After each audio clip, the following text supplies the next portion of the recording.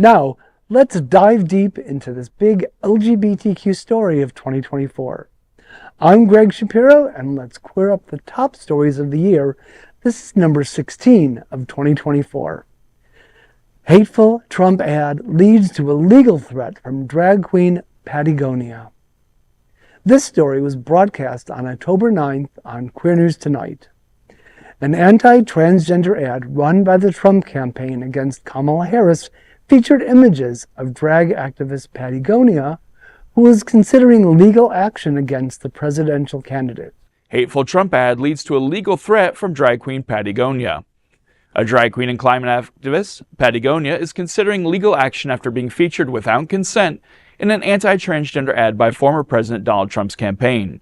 The ad, which aired during prominent football games, has drawn significant backlash. It targets Vice President Kamala Harris for supporting gender-affirming healthcare for incarcerated individuals. The ad also includes images of other LGBTQ+ figures in the Biden-Harris administration, such as Assistant Secretary for Health Rachel Levine, and concludes with the statement, quote, "Kamala's for they, them. President Trump is for you," end quote.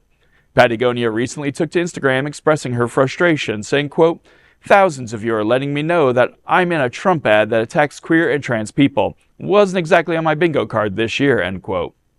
Yes, hello. Thousands of you letting me know that I'm in a Trump ad that attacks queer and trans people wasn't exactly on my bingo card this year. In the ad, Trump continues to use queer people to attack Kamala Harris, to divide our nation, and to wage war against gender-affirming care, which we know saves lives. I'm not going to give the whole ad more airtime, but here's a snippet. Every transgender inmate would have access. Kamala's for they, them. President Trump is for you. I'm Donald J. Trump, and I approve this message. Is this seriously the best they've got? No, the Trump campaign did not have my permission to use my name or likeness. Yes, we are reviewing our legal options. And yes, I'm going to do what queer people always do. Turn our pain into something positive. And that is why I'm using this moment to raise money for trans and gender-affirming healthcare at the link in my bio. So, if you'd like to join me in saying a big f*** to Trump, you know where to go. Vote this fall and make America gay again. You're fired! Get out of here! You're fired! Her legal team is now exploring options regarding the unauthorized use of her likeness. Her spokesperson confirmed the possibility of legal action, stating they're evaluating the situation. Despite the hateful ad, Pattie Gonia has used the movement to raise awareness and funds for gender-affirming healthcare. She announced on Instagram, quote, "Thank you, you did it. You raised $15,000 in one day for trans healthcare," end quote.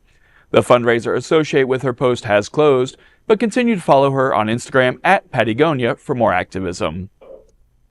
All I can say is, go, Pattie Gonia, go!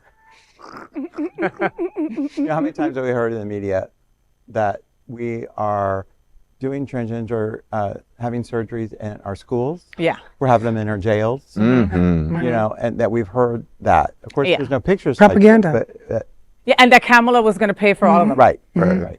If only they were going to be free. I'm a huge, not huge, I'm a fan.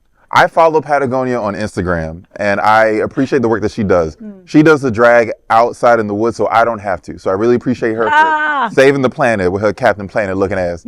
But yeah, that was a wild situation to occur. How did the Trump campaign people find Pattie Gonia and decide to put it in this image was wild and weird. Trump, one of your people is like a fan of the dolls. So like, I don't know how this came about. How they found this footage? You need to be asking your cabinet, like, which one of y'all is a little toot fruit? Like, how did that happen? They got this footage from a Pride event in 2022, and they decided to just use it in one of their campaigns. But there's IP laws in effect right now that are still in effect as of right now. Who knows what will happen next year, folks, right? But that it safeguards creators' work. If it is your work as a creator, you're allowed to not be used without your permission, you know? So I hope she gets some money from this. Right? All the research that we've done says that it's still pending. So, you know, there's been no other update since then. So sorry.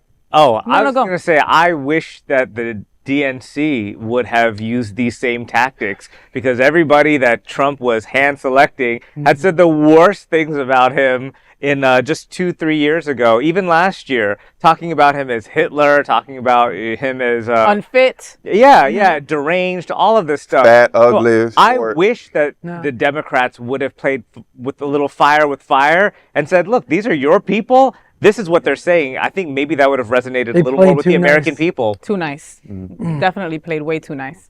So we are bringing you a special presentation of the 24 biggest stories of the year, and we call it the Top 24 of 2024. There's no other queer nonprofit media platform like this in the entire world. Support our LGBTQ stories by subscribing and sharing Queer News Tonight.